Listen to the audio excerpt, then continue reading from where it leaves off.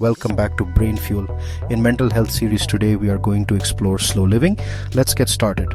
In a world obsessed with speed, efficiency, and constant connectivity, a quiet rebellion is taking hold.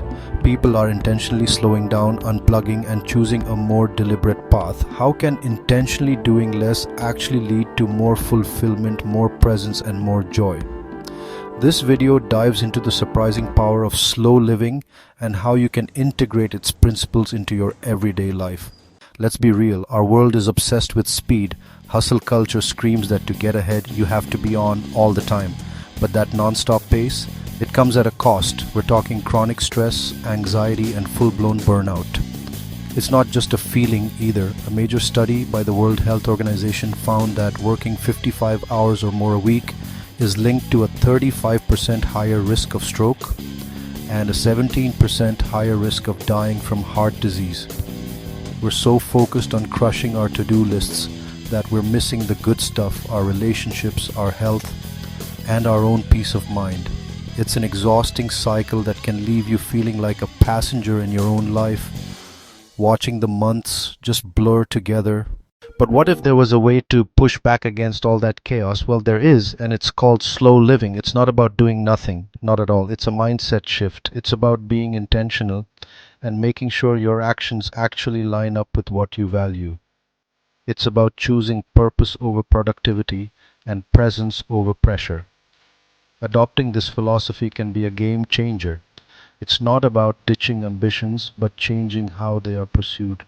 It's about finding real joy in the small things, like actually tasting your food without scrolling your phone or taking a walk just to, walk. Once you start making these small intentional shifts, you'll be amazed at what happens.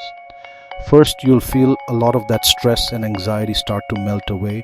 When you're constantly rushing, your body is basically in fight or flight mode. Slowing down tells your system it's safe to relax, which can help lower your blood pressure and ease that tension you've been carrying in your shoulders.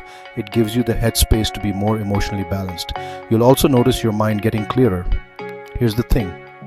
Our brains aren't built for the constant juggling act of modern life.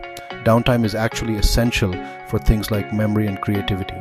When you focus on one thing at a time and give your brain a chance to breathe, your focus sharpens and problems suddenly don't seem so insurmountable. And maybe the best part, your relationships get better. Slow living is about being truly present with the people you love.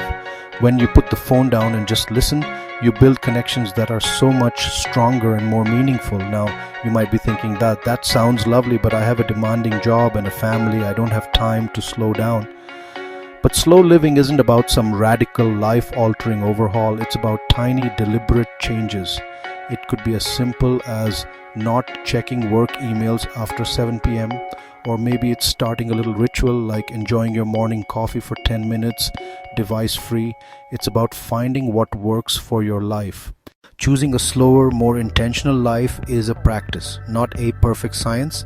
It's a constant, gentle process of deciding what deserves your attention. The goal isn't to get it right every time, but just to be a little more mindful. So here's a question for you. What's one small thing you can do this week to slow down, even for just a few minutes?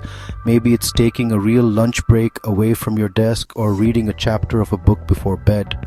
Let me know in the comments what you're going to try. And if this video resonated with you, feel free to share it. It really does help the channel and supports the creation of more content like this. Thanks for watching. I will see you in the next video on mental health.